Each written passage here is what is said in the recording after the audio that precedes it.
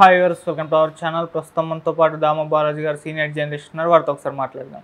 Sir నమస్కారం. Sir నమస్తే sir, Raghuramakrishnaraju గారి కేసు అయితే జగన్మోహన్ రెడ్డి గారికి ఉచ్చు బిగిస్తుంది అని చెప్పుకోవాలి. అంటే వైసీపీ హయాంలో ఉన్నప్పుడు రఘురామకృష్ణరాజు గారిని అరెస్ట్ చేయించి పోలీసులతో టార్చర్ చూపించేశారు అని చెప్పేసి ఇప్పుడు కేసు నమోదైంది.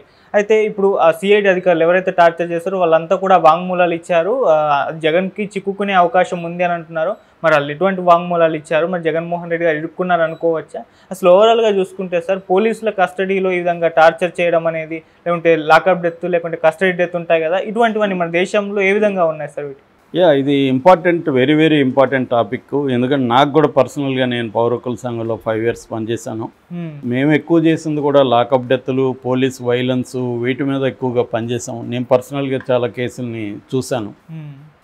కార్వేట్ నగరం lockup death, Madanapalle lockup death, ఇలాగ మేము పనిచేసాము అప్పుడు.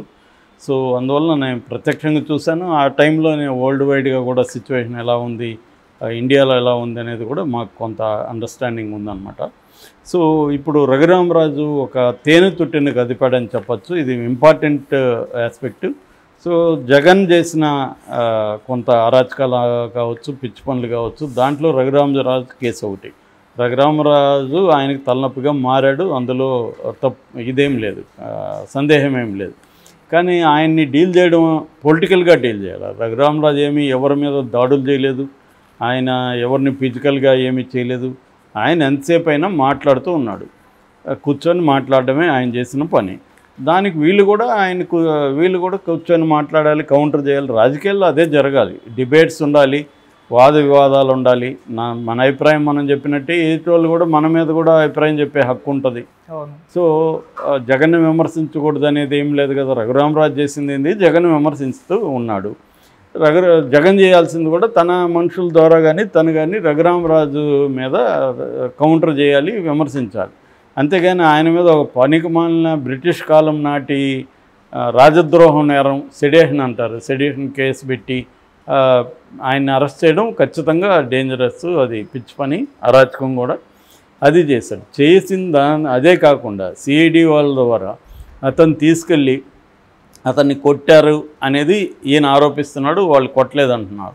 కానీ నేనైతే రఘురామరాజు వెర్షన్ నమ్ముతున్నాను. ఎందుకంటే పోలీసులు జనరల్గానే ప్రత్యర్థులనే కాదు, మామూలుగా కూడా ఇప్పటికి కూడా ఇన్వెస్టిగేషన్ అంటేనే అనుమానితులు తీసుకెళ్ళి కొట్టడం అనేది రెగ్యులర్గా జరుగుతుంది. దానికి నేను పోలీసులను వ్యక్తిగతంగా నిందించను, సిస్టమ్ అలా ఉంది.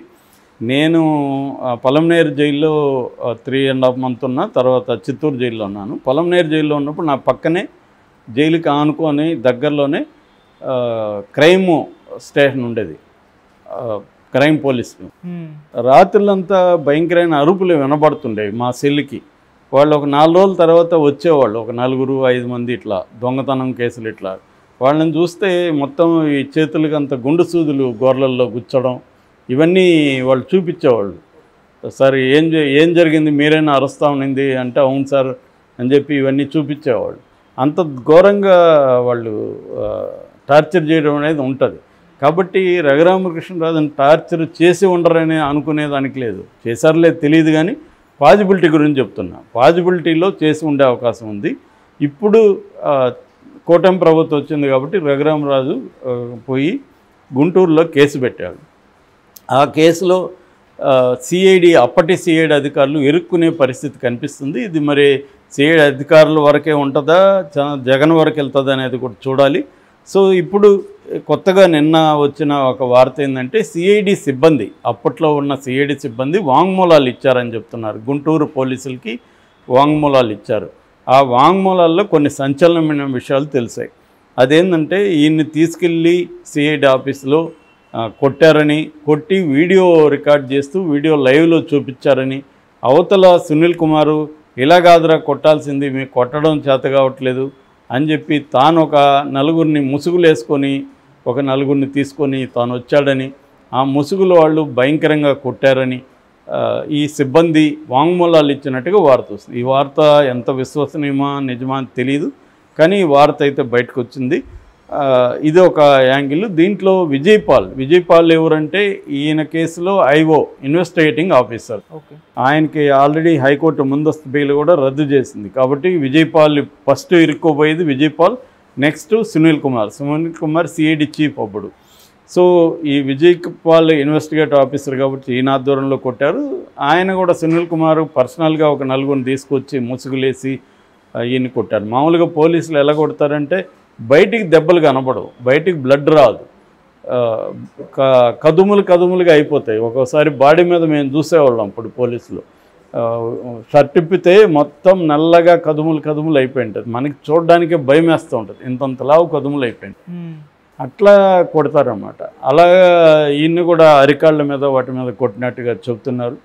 సో వీళ్ళు ఇప్పుడు ఒప్పుకున్నారు. అట్లాగే అప్పట్లో గాయాలు ఏమీ లేవని సర్టిఫై చేసిన Prabhavati Guntur government medical college government hospital GGH అంటారు, ఆ జీజీహెచ్ సూపరింటెండెంట్ ప్రభావతి సర్టిఫికేట్ ఇచ్చింది. ఇప్పుడు వాళ్ళు కూడా డాక్టర్లు కూడా ప్లేట్ ఫిరాయించి మమ్మల్ని భయపెట్టి అలాంటి సర్టిఫికేట్లు తీసుకున్నారు. ఆయన మీద ఒంటి మీద గాయాలు ఉన్నమాట వాస్తవమని వాళ్ళు కూడా వాంగ్మూలం ఇచ్చారని చెప్తున్నారు. ఇది కానీ జరిగితే మాత్రం ఖచ్చితంగా ఈ అప్పట్లో ఉన్న సిఐడి అధికారులంతా కూడా ఇరుక్కునే అవకాశం ఉంది. ఇది గుణపాఠంగా తీసుకొని ఇప్పుడున్న సిఐడి ఇప్పుడు కూడా వీళ్ళు మళ్ళీ కేసులు పెడుతున్నారు కదా జగన్ టీం మీద. సిఐడి వాళ్ళతోనే పెట్టిస్తారు వీళ్ళు, ఎందుకంటే స్టేట్లో అత్యున్నత ఇన్వెస్టిగేటివ్ ఏజెన్సీ అంటే సిఐడిని. సో ఇప్పుడు వాళ్ళు కూడా సిఐడి మళ్ళీ వాళ్ళని అరెస్ట్ చేయడం అనేది మానుకోవాలి. ఇప్పుడు తెలుగుదేశానికి అనుకూలంగా ఇప్పుడు పోలీసులు వ్యవహరిస్తే మళ్ళీ వైసీపీ వచ్చి ఇదే చేస్తుంది. ఎందుకంటే ఇప్పుడు గతంలో వైసీపీకి అనుకూలంగా పోలీసులు వ్యవహరించారు కాబట్టి తెలుగుదేశం కూటమి ప్రభుత్వం వాళ్ళ మీద చర్యలు తీసుకోవడం మనం జత్వానీ కేసులో కూడా చూసాం. దాదాపు 5 మంది పోలీసు అధికారులు అరెస్ట్ అయ్యే పరిస్థితి ఉంది. ఆల్రెడీ 2 అరెస్ట్ అయ్యారు, ఇంకో 3 కూడా అరెస్ట్ చేయబోతున్నారు. అట్లాగే ఇంకొంతమందిని కూడా ఐపీఎస్ ఆఫీసర్ల స్థాయిలో కూడా అరెస్టులు జరిగే కార్యక్రమం కనిపిస్తుంది. ఈ రఘురామకృష్ణరాజు విషయంలో కూడా ఖచ్చితంగా సిఐడి అధికారులు సునీల్ కుమార్ కావచ్చు, తర్వాత విజయ్ పాల్ కావచ్చు, మిగతా వాళ్ళు కొట్టిన వాళ్ళు కావచ్చు, వీళ్ళందరూ అరెస్ట్ అయ్యే అవకాశం అయితే క్లియర్గా కనిపిస్తుంది. ఎందుకంటే ప్రొసీజర్ అది. మామూలుగా ఫస్ట్ వాంగ్మూలాలు తీసుకుంటారు, వేరే రకమైన సాక్ష్యాలు దీంట్లో లేవు. ఎందుకంటే కొట్టినప్పుడు చూసిన వాళ్ళు ఎవరు చెప్పరు కదా, కాబట్టి వాంగ్మూలాలు. ఇది పెద్ద స్థాయిలో జరిగింది కాబట్టి ఇది జరుగుతుంది. మామూలుగా రోజువారీ అనేక మందిని పోలీసులు కొడుతుంటారు, వాళ్ళ విషయంలో ఏం జరగదు. మనం కాళహస్తిలో ఆ మధ్య చూసాం, సిఐ అందరూ ఉన్నప్పుడే పోయి జనసేన నాయకుడి షర్టు పట్టుకునింది, ఆమె ఒక హోటల్లో ఆ లేడీని ఎలా కొట్టిందో కూడా ఆమె గాయాలంతా కూడా చూపించింది. ఇక్కడ మనకి ఎల్బీ నగర్లో ఒక ట్రైబల్ ఉమెన్ విజయలక్ష్మి ఏదో ఆమె పేరు లక్ష్మి, ఆమెని అతి దారుణంగా కొట్టారు వాళ్ళు. ఆమె తన బిడ్డ పెళ్ళికి డబ్బులు తీసుకురావడానికి అన్న దగ్గరికి వెళ్ళుంటే ఆమె లేట్ అయితే ఆమెని భయంకరంగా వాళ్ళు తీసుకెళ్ళి కొట్టారు. సో ఇలాగ అనేక ఉన్నాయి. వీటి మీద ఏ రకమైన చర్యలు ఉండవు. తాత్కాలికంగా సస్పెండ్ చేసినట్టుగా డ్రామాలు ఆడతారు, తర్వాత సస్పెన్షన్ ఎత్తేస్తారు తప్ప వాళ్ళ మీద ఎటువంటి చర్యలు ఉండవు. అయితే ఇప్పుడు నేషనల్ వైడ్గా తీసుకున్నప్పుడు కస్టోడియల్ డెత్స్ అంటారు వీటిని. కస్టోడియల్ డెత్స్ అంటే కస్టడీలో ఉన్న వాళ్ళని చంపడం. ఇది 2 రకాలుగా ఉంటుంది. ఒకటి judicial custodial deaths, police custodial deaths. Judicial custody అంటే జైల్లో ఉన్న వాళ్ళు కూడా అక్కడ గార్డులు కొట్టడం ఇవన్నీ ఉంటాయి. నేను ప్రత్యక్షంగా చూసాను. నేను జైలుకి పోయిన మొదటి రోజు గార్డులు ఇంతంత బెత్తాలు తీసుకొని ఖైదీల్ని గొడ్డుల్ని బాదినట్టు బర్రెల్ని బాదినట్టు బాదుతున్నారు. దానంతా నేను ఆపగలిగాను. ఆపి వాళ్ళని మీ మేజిస్ట్రేట్కి చెప్తాను అది ఇదని బెదిరించడం ద్వారా వాళ్ళు కొంత ఆగారు. ఎందుకంటే వాళ్ళు ఆగడానికి కారణం నేను నక్సలైట్గా ఉన్నాను కాబట్టి ఆగారు. లేకపోతే మేజిస్ట్రేట్కి చెప్తానంటే నన్ను కూడా 2 వీక్ ఉండేవాళ్ళు. సో అలాగా కొట్టడం అనేది కామన్. అది కొట్టినప్పుడు ఒక్కోసారి ఎక్స్ట్రీమ్గా వెళ్ళిపోయి చనిపోతారు కూడా. అలాగా మనకి 2021-22 డేటా ప్రకారం, ఈ డేటా ఇచ్చింది కూడా ఎవరు అంటే NHRC national human rights commission దగ్గర ఉన్న డేటా ప్రకారం 2021-22లో జ్యుడిషియల్ కస్టడీలో అంటే జైళ్ళల్లో ఉన్న వాళ్ళని కొట్టి చంపేసింది 2544 మందిని చంపేశారు. పోలీస్ కస్టడీలో 155 మందిని చంపేశారు. ఇది రాష్ట్రాల వైదుగా టాప్ రాష్ట్రాలు చూస్తే ఉత్తరప్రదేశ్లో 501 మంది చనిపోయారు, మధ్యప్రదేశ్లో 201 చనిపోయారు, మహారాష్ట్రలో 192 మంది చనిపోయారు. అంటే ఎక్కువగా ఉత్తరప్రదేశ్ ఉంది. దాని తర్వాత వెస్ట్ బెంగాల్ 257 మంది, వెస్ట్ బెంగాల్. సెకండ్ ప్లేస్లో వెస్ట్ బెంగాల్, థర్డ్ ప్లేస్లో బీహార్ 237, ఫోర్త్ ప్లేస్లో మధ్యప్రదేశ్, ఫిఫ్త్ మహారాష్ట్ర 192, నెక్స్ట్ పంజాబ్ 153, తెలుగు రాష్ట్రాలు తీసుకుంటే ఈ పీరియడ్లో ఆంధ్రప్రదేశ్లో 50 మంది చనిపోతే తెలంగాణలో 25 మంది చనిపోయారు. సో దీని లీగల్గా తీసుకున్నప్పుడు వీళ్ళ మీద కేసులు నమోదు చేయాలి. ఐపీసీలో 302 కానీ 304, 306 వీళ్ళ మీద పోలీస్ ఆఫీసుల మీద చర్యలు తీసుకోమంటుంది. అట్లాగే సిఆర్పిసి 176 ప్రకారం జ్యుడిషియల్ ఎంక్వైరీ వేయాలి. అట్లాగే 46 ప్రకారం పోలీసులు ఇటువంటి చేస్తే వాళ్ళ మీద చర్య తీసుకోమని సిఆర్పిసి చెప్తుంది. ఇంకొక చట్టం కూడా ఉంది, protection of human rights act 1993 PHR అంటారు. అది కూడా పోలీస్ కస్టడీలో వైలెన్స్ని నిషేధిస్తుంది.